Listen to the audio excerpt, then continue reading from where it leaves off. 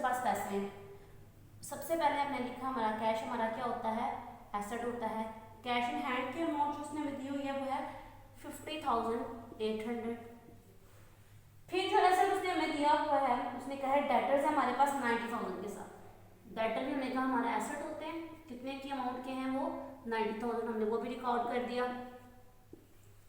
फिर उसने हमें दिया हुआ है bills receivable. Bill receivable basically ये भी एक तरह का एसेट होता है। ये नॉर्मली क्या होता है, एक डॉक्यूमेंट होता है जिसमें हम लिख देते हैं कि हमने फलाने शख्स को ये चीज़ें बेची हैं, यानी ए ने बी को भी चीज़ें बेची हैं, डेट लिख देते हैं, अमाउंट लिख देते हैं, और ये भी लिख देते हैं कि ये इतने दिन बाद हमें पैसे दे देगा। बेसिकली एक डॉक्यूमेंट होता है। और हमने कहा एक रिसीट की तरह होती है, स्लिप कह लो वैसे होती है, और ये भी एसेट होता है क्योंकि इसको दिखा के हम पैसे ले सकते हैं। और बिल रिसीवेबल एसेट होता है, और इसी तरह बिल पेएबल मतलब हमने अदा करना है तो वो हमारी लायबिलिटी हो जाती है। अच्छा, अब नेक्स्ट जो हमारे पास आएगा बिल्स रिसीवेबल है हमारे पास।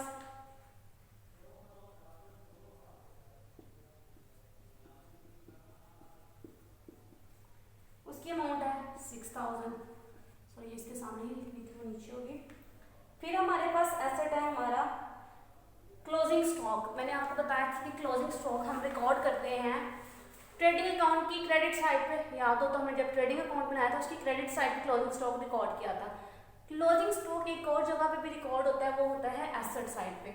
क्लोजिंग स्टॉक नॉर्मली ये एडजस्टमेंट आपको ट्रायल बैलेंस के बाहर लिखा होता है, ये ट्रायल बैलेंस के अंदर नहीं लिखा होता। ट्रायल बैलेंस के नीचे बताया होता है कि क्लोजिंग स्टॉक कितना है। तो क्लोजिंग स्टॉक दो जगह पे रिकॉर्ड होगा, एक ट्रेडिंग अकाउंट की क्रेडिट साइड पे और दूसरा एसेट साइड पे, क्योंकि ये हमारा एसेट भी होता है। क्लोजिंग स्टॉक का मतलब है ये वो चीज़ें जिनको आप बेच के फ्यूचर में पैसे अर्न कर सकते हैं, तो ये भी हमारा एसेट होता है। 70,000 का हमारे पास ये। फिर उसने हमें बताया हमारे पास फर्नीचर है। फर्नीचर हमारे पास है 8400 का। जब आप बुक्स में देखोगे तो उसने हेडिंग बना के लिखा है, यानी फिक्स एसेट बताया, फिर करंट बताया, फिर लिक्विड बताया। आप चाहो तो हेडिंग बना के भी लिख सकते हो कि इसमें फिक्स एसेट कौन से। हमने कहा फर्नीचर ऑब्वियसली लॉन्ग टर्म के लिए तो फिक्स एसेट है। कैश इन हैंड ये क्विक है, लिक्विड एसेट है। बिल रिसीवेबल डेटा ये करंट एसेट है। लेकिन मैं नॉर्मली आपको हेडिंग्स के साथ नहीं कराऊंगी, हम ऐसे ही क्वेश्चन करेंगे। फिर हमारे पास आ जाती है मशीनरी। मशीनरी की अमाउंट है हमारे पास 80,000। फिर हमारे पास है बिल्डिंग। बिल्डिंग है हमारे पास 3 लाख। हमारे पास जो ट्रायल बैलेंस में आइटम्स दी हुई थी हमने सारी 1 बाय 1 रिकॉर्ड कर ली, यानी जितने भी एसेट्स हैं हमने उनको रिकॉर्ड कर लिया। अब आप इन सबको टोटल कर लो, इन एसेट का टोटल करके यहाँ पे नीचे लिख दो। जब हमने टोटल किया हमारे पास आया 6,52,100। ये हमारा एसेट साइड का टोटल आ गया। अब हम अपनी लायबिलिटीज के आइटम रिकॉर्ड करते हैं। आप चाहो तो साथ साथ भी रिकॉर्ड कर सकते हो। हमारे बिल्स पेएबल आ गए। हमने कहा जैसे बिल रिसीवेबल एसेट है, बिल पेएबल लायबिलिटी है हमारी। इसकी अमाउंट है हमारे पास 67,600। फिर हमारे पास आ गए हमारे क्रेडिटर्स। हमने कहा क्रेडिटर्स वो लोग होते हैं जिनको पैसे अदा करने होते हैं, तो ये भी हमारे क्या होते हैं, लायबिलिटी होते हैं। 1,40,000।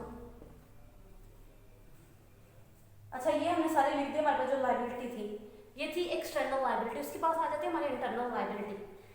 कैपिटल की अमाउंट हमारे पास है 3,20,000। कैपिटल हमेशा आप इनर कॉलम में लिखोगे, पहले आउटर कॉलम में बाद में जाएंगे। प्लस कैपिटल में जब हमने प्रॉफिट एंड लॉस अकाउंट बनाया था, जो हमारा नेट प्रॉफिट आया था, हमने लिखा ना ट्रांसफर टू कैपिटल अकाउंट। अगर नेट लॉस होगा या नेट प्रॉफिट होगा वो यहाँ कैपिटल में आएगा। अगर प्रॉफिट है तो कैपिटल में ऐड हो जाएगा, अगर लॉस है तो कैपिटल में से माइनस कर देंगे। हमारा प्रॉफिट उसने हमें दिया हुआ है यहाँ पे 1,67,600। इस अमाउंट को कैपिटल के अमाउंट में ऐड कर देंगे। जब हमने ऐड किया हमारे पास आ गया 4,87,600। ये अमाउंट आ गई। एक और टर्म उसने हमें बताई थी, यहाँ पे मैंने ड्राइंग्स का वर्ड लिखा था। ड्राइंग्स क्या होते हैं, हमने कहा ये वो पैसे, ये चीज़ें होती हैं जो कारोबार का मालिक ओनर कारोबार में से अपने पर्सनल यूज के लिए लेता है। पैसे भी हो सकते हैं और गुड्स या चीज़ें भी ले सकता है अपने पर्सनल यूज के लिए, यानी गुड्स और money which the owner of the business taken away from a business for his personal use। अपने पर्सनल यूज़ के लिए वो बिजनेस में से पैसे निकाले या चीज़ें निकाले, बिजनेस के पर्पज़ के लिए नहीं। सपोज हमारा बिजनेस का काम है शूज़ बनाना, शू मेकिंग कंपनी है, जो ओनर था मिस्टर है वो 10 जूतों के जोड़े ले गए थे मेरे बच्चों के लिए, मेरे रिश्तेदारों के लिए, तो हमने को जो 10 जूतों के जोड़े ले दिया, वो पर्सनल यूज़ के लिए लेके गया है, बिजनेस का नहीं, बेच के पैसे नहीं कमाया हमने उससे। तो वो क्या है, ड्राइंग्स हैं। ये चीज़ें भी हो सकती हैं और पैसे भी हो सकते हैं। और ड्राइंग्स हमेशा कैपिटल में से माइनस करेंगे, यानी प्रॉफिट या लॉस होगा, प्रॉफिट ऐड करेंगे, या अगर लॉस है तो माइनस करने के बाद हमेशा ड्राइंग्स इसमें से क्या कर देंगे, माइनस होंगी। ड्राइंग्स हमेशा माइनस होंगी, माइनस ड्राइंग्स के अमाउंट उसने हमें दी हुई है 90,000, ये अब इसमें से माइनस कर देंगे। माइनस करने के बाद जो अमाउंट आएगा उसके सामने लिख देंगे 3,97,600। अब ये सारी चीज़ें जो कैपिटल साइड, लाइबिलिटी साइड पे आ रही थी, हमने उनको भी ऐड कर लेना है, इसको भी ऐड करना है, प्रॉफिट को भी ऐड करना है। हमने कहा 6,52,100। जब आप लाइबिलिटी अमाउंट की साइड की सारी चीज़ें लिख लोगे और एसेट साइड की लिख लोगे, इसका भी टोटल करोगे और इसका भी टोटल करोगे, ये हमेशा सेम आएगा। अगर सेम नहीं आ रहा तो इसका मतलब है आपके क्वेश्चन में कोई मसला है। स्टूडेंट, ये था फाइनल अकाउंट, यानी हमें ट्रेडिंग अकाउंट बनाना भी सीखा और बैलेंस शीट भी बनानी सीखी।